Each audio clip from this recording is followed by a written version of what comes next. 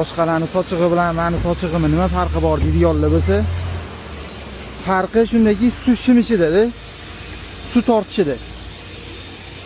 Mana ikkita qo'l bilan osongina mana farqi. Mana suv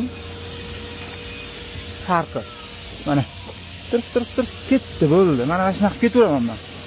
Bir xil qo'llab sochig'ini nimadir qilib o'tirar ekan, boshqa sochuvlar bilan menikini Andrey Monsterlar bilan bir balolar bilan solishtirmaylar. Meni o'zimning sochig'imning o'zining effekti bor, ularnikining o'zining effekti bor.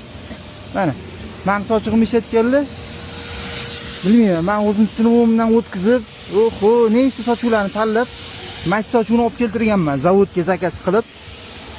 Mana holat. Bir pasda.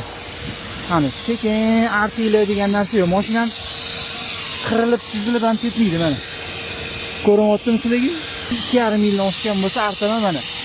Qirilgan unaqa tashamaydi. Mashinam sizda men bu sochuvni ishlatmasdim.